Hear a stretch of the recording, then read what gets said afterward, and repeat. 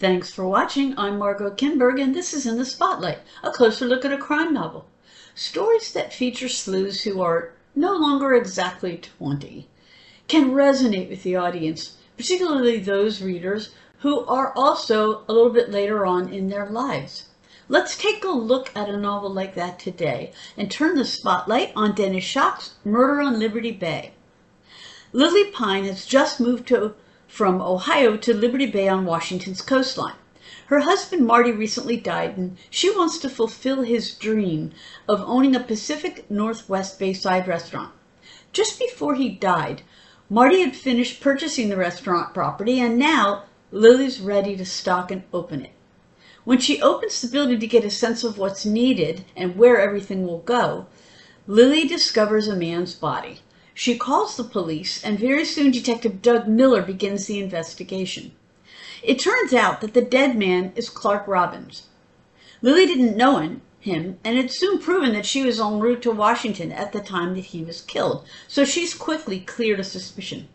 But there are others. For one thing, there's Clark's ex-wife, Sharon. Clark was not at all faithful, and Sharon could have had more than one motive. There's also Renee Valentine, who has a notorious reputation. She and Clark were having an affair, but she wasn't the only woman he was with. There are other possibilities, too. Lily's main goal is to get the murder cleared up so that she can get into the restaurant and get it opened and started. Her daughter Judy, a Columbus, Ohio-based journalist, gets very curious about the murder and does background research on Clark and on the various people who might have wanted him dead. And of course, Detective Miller and his team follow leads and work to find out who the killer is. And in the end, we learn who killed Clark Miller and why. So what is it that keeps this novel going? What holds it together? What are its elements? The story is told from Lily's point of view, third person past tense.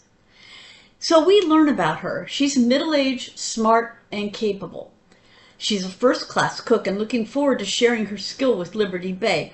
She's not easily frightened, but she does believe in letting the police take charge.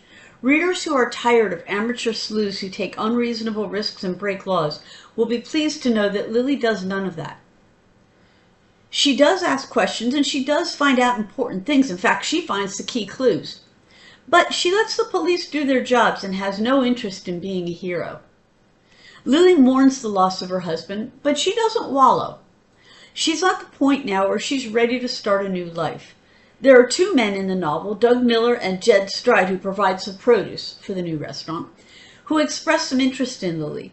They both see her a few times, but you couldn't really call this a romance angle to the novel. It's interesting, though, how Lily begins to move from newly widowed to starting a life again.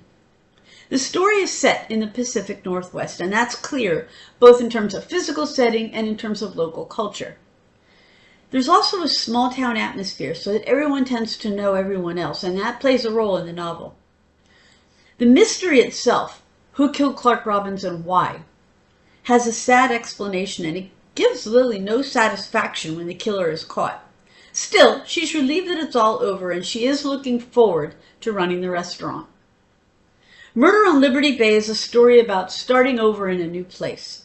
It features a distinct Pacific Northwest setting, a murder mystery that links to the relationships in a small town, and a protagonist who's working on building herself a new life. This has been In the Spotlight. I'm Margot Kinberg. Thanks for watching.